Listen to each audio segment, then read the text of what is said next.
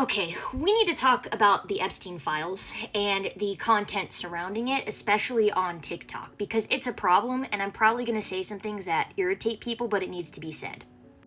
First and foremost, there is a massive amount of irresponsible independent reporting that is going on. And before you jump down my throat, yes, I myself am independently reporting. There are other people that are independently reporting as well. However, we are doing it in a responsible way, a respectful way, a way that makes sense where we're not just throwing things out there unable to support or back up the information that we are sharing. Independent reporting is good.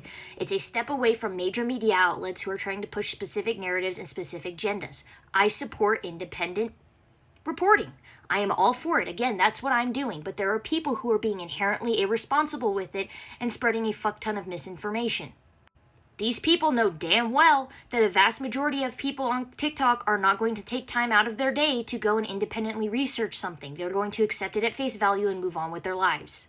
So if you're sitting there making TikToks where you make vague statements or you just read off a random list of names and you don't provide context and then you slap an Epstein hashtag on there, you are part of the problem.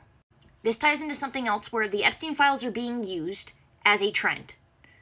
There are people who legitimately care about what is in the Epstein files, and there are those who are just jumping on the bandwagon to pretend like they actually give a shit, throw a bunch of information out there that doesn't actually mean anything, and then farm engagement.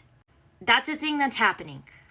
Because there is a difference between somebody who makes content that says, hey, these are the screenshots from the DOJ files. Here's personal experience that I've had in law enforcement, etc., social work, etc., victims' rights advocates, etc. These are the details about why this is interesting and why you should pay attention to this. And somebody who's just like, oh yeah, I think this. If you can't support what it is that you are saying, you need to not be saying it at all. Because all you are doing is making it even more of a problem for the people who actually give a shit. You are making it easier for the government to go, hey, look, the American people don't know what to do with this. They don't know how to handle it, and they're just saying stuff that is factually incorrect. It is going to give them more of an excuse not to tell us what is going on. The fact we even have what we have in the first place is a miracle. The other thing, too, is that if all you are doing is reporting on names that are supposedly in the files, and you don't ever acknowledge the victims or the systematic processes that failed throughout this entire investigation, you don't actually give a shit. You are in it for the clout.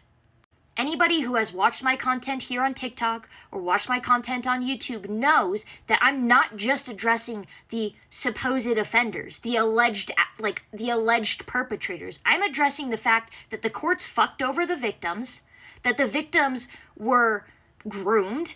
I'm analyzing all of it. And if that's not something that you are doing, stop, because you don't actually care.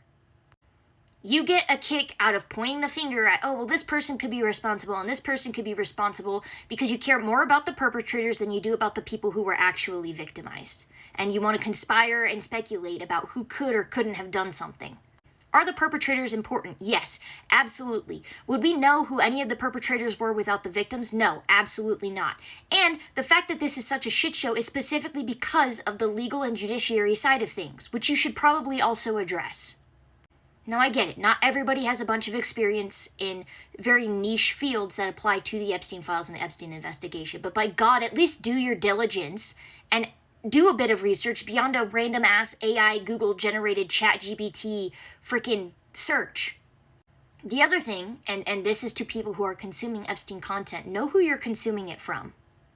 If they are somebody who says, hey, these are my credentials, maybe I'm a social worker, maybe I've a victim's rights advocate, maybe I've worked in foster care and I know how grooming works, that's important. People having credentials and a leg to stand on when discussing something is important. If somebody cannot provide you with a credential that says this is why I can speak on this matter, you probably shouldn't listen to them. As you know, I have a 4-year university degree in forensic psychology. I work in law enforcement, okay? I have certain things that I can speak on that other people can't. Now, this doesn't mean that my content is correct all the time. I learn things just like everybody else. However, I'm going to be a little more diligent in what it is that I'm putting out there compared to the average Tiffany who is out there sipping Starbucks talking about how Prince Andrew's in the Epstein files.